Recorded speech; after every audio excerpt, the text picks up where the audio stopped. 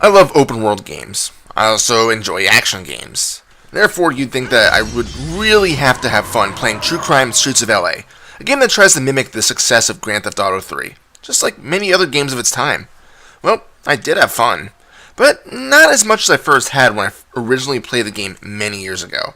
Let me bore you with the details of why. True Crime stars Nick Kang, an undercover officer of the law in Los Angeles. He just came back from a suspension because Nick isn't exactly the most orthodox of cops.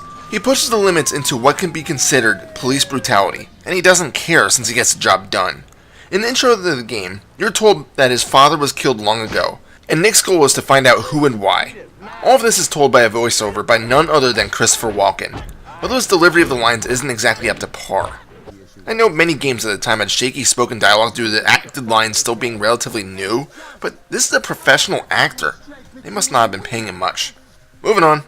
The game is a third-person action game, where there are 4 main types of missions. There are shooting, stealth, melee combat, and driving. Each mission is done in a linear order, and you can choose to replay missions as you want from the chapter select screen. Sometimes missions can be failed to branch off a bit from the main storyline, which is pretty sweet. In addition, there are side chapters that give you almost a what-if scenario that can be completed for bonus XP and abilities. None of these side stories are required to get the best ending though. Let me break down these mission types for you. First one is the shooting segments, which are just fun as hell. Your pistols have infinite ammo, which is pretty nifty in its own right. You're typically holed up in a small room as thugs just keep coming, so you just need to keep on shooting. There are also hallways that you may have to venture down. The way shooting works is that a target will appear on the nearest enemy, and that's who will be targeted. You can flick, I think it was the right analog stick to change your target if you really need to. You can also hold down R1 to go into a precision targeting mode, to allow for more accurate shots if you're aiming for a specific body part. In the shooting sections, it's not normally called for, unless you are doing the one side mission where you're trying to stop a bank robbery by going all Rambo on the bandits. They will occasionally have a hostage, so if you want to avoid that negative press, you will want to use precision targeting to shoot the hostage taker and not the civilian. The stealth missions are kind of boring, as they are just exercises in memorization. I used to despise these parts when I originally played the game, but playing it again for this review, they weren't as bad as I remember them to be. You just run around dark areas, either doing knockout slaps to your enemy for good karma, or breaking their frickin' neck for negative. You also get 3 tranquilizer shots, but I never really figured out how to use these properly, so I never bothered. When you come across an enemy, you want to try to slap or kill them. If they see you, a meter will start to build. If this fills up and you can't take them out within another second or two, they'll call for assistance and the mission fails. The enemies all have set patterns, so after a few attempts you'll probably get through it. Melee combat can both be the most fun and also the most frustrating part of the game. Since Nick's brother owns a dojo, Nick obviously has some major kung fu skills. The game sort of resembles a beat 'em up, complete with wreckable environments. For the most part they're fun, but at the same time, it all comes down to just being another button masher. Supposedly, you should be able to attack enemies based on what pose they have, so you know how they're blocking, but I didn't find that to be accurate, so I just keep spamming the kick until the enemy got stunned, then you can pull off a special move to bring them to the ground and do heavy damage. Ground attacks are a little bit over the top, and resemble a wrestling game more than the gritty romp in LA that the game normally promotes. I mean, come on, he does a freaking elbow drop. Finally, there are driving segments. These in itself are divided into 2 parts, open driving and full-on missions.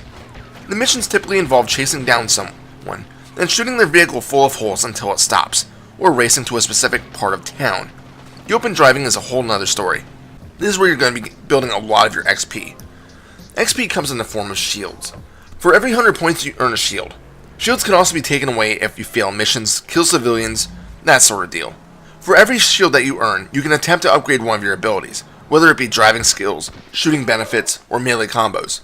If you fail one of these upgrade tests, you can choose to pay another shield to try again. If you pass the test, you can just keep practicing the newly acquired skill for free. As for the open world, these missions require you to go to a specific place, but at your own pace, so you can drive around and solve street crimes that get patched through your radio. Some of these are easy, like pull up to a guy and arrest him as he's beating a hooker. Others aren't so cut and paste, like someone who may pull a grenade launcher as you're approaching him. Some other common ones are destroying a car that a kidnapper is driving, breaking up fights by beating the crap out of both parties, and so on. At times, you can either flash your badge or shoot a warning shot to attempt to get the criminals to quit, but this hardly works. And if the perp is running away, you can always use precision mode to try and shoot at their legs. Can't run if your knees are popped, can ya? You may have also noticed the yin-yang in the bottom corner. This is your karma meter. The more good cop stuff you do, the higher this will increase, helping you to get that coveted good ending. The more bad stuff you do, well, you get the point. Taking down perps with non-lethal shots and successfully solving street crimes will help increase your karma. Getting a negative karma may cause rogue vigilantes to try to take you down, so it's really in your best interest to keep your karma high. And if you don't heed those words, remember, karma's a bitch. Spending shields isn't the only way to get upgrades to your skill set. After you complete every chapter, you get to drive around in LA to one of 3 icons. Get to an icon and complete the mission to either get a new car, a new gun, or a new fighting skill. If you fail these, you can just try again, but it's really hard to fail. The game overall isn't really that difficult, so you shouldn't run into too much trouble getting these abilities. So far, the game probably sounds great, and for the most part, it is. But as usual, I have a few things to bitch about. For one, the soundtrack. Yeah, there's some good rock stuff in here, but look at this playlist. This is every song in the game, and about 90% of it is either rap or hip-hop. Sorry guys, it may be your cup of tea, but it sure as hell isn't mine. Secondly, the controls. Most of them are fine, but there are times where I want to throw a controller at the TV, which I wouldn't actually do because my TV kicks ass and it was expensive. For one, the precision shooting is hard to successfully pull off in a pinch. That bank mission I told you about? After a while, I saw I had plenty of positive karma, so I just said screw it and just shot whoever got in my path. Not because I kept dying, even though I was, because I forgot you could pick up health packs with circle, but because the hostage takers move around a lot. And by the time you get a crosshair on a non-lethal part of their body that wouldn't strike the hostage, you get hit by a bullet and the crosshair goes flying off the mark. If you're trying to shoot a perp running away, it's fine, but in the heat of the battle, it just doesn't work. Next, the driving controls are just way too loose. Unless you're driving in a straight line, it always feels like you're turning on ice. Thankfully, it's very rare that you'll be driving in narrow alleyways, but either way, the driving could have been tightened up a little bit. One thing I did like is that the minimap's right on the screen, but it's kinda useless. It's just too far zoomed in to be helpful. Sure, you can pause the game to bring up a full map of LA, but it also doesn't really tell you anything. At least your destination is still easy to navigate to by following that glowing blip, and the bar on the left of the screen tells you how close you're getting. I never understood why it was segmented like it is though. Finally, the story is fairly engaging, and you want to just keep playing to see what happens, but there is a chapter that really doesn't feel like it belongs. There is a whole chapter that brings in a supernatural being sort of deal. Whether it be killing undead creatures in a cavern, or a 600-year-old guy who turns into a freaking dragon that you need to kill. This section is the worst, as the mission prior requires you to keep shooting fiery heads. R1 is fine to shoot with, but after shooting about 10 of them with large health capacities, your hand is probably going to tire. The dragon is just as bad until you realize you can do more damage by shooting it before it spits out flame. Again, this segment should have been left out, or maybe just thrown to one of the side tracks. And finally, something different from one of my reviews, a bit of a series backstory. After True Crime Streets of LA, a sequel was published 2 years later, called True Crime New York City. I personally haven't played it, but I heard it sucked. And then, nothing in the series, which kind of struck me as odd, as I kind of enjoyed this and I felt like it would have gone popular. But then I played Sleeping Dogs about a year ago, and immediately saw some gameplay similarities. That game was freaking awesome, and I couldn't stop playing it.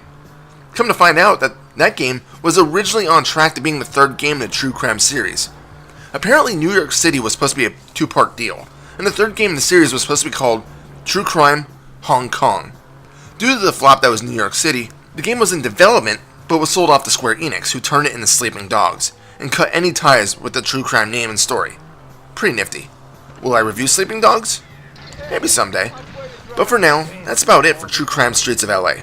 I definitely had more fun playing it years ago than I did now, but taken at face value, it's still an enjoyable game. If you stick to the main story path, you can easily complete it within a few hours, and there's really not much of a reason to go back to do the other stuff, unless you really want to try getting that 100% score. Sure, it's got a few flaws, but it was refreshing to see a game try something different, by blending together about 4 different playstyles into one experience. Final score? 7 out of 10. This is Reaper. Happy fragging.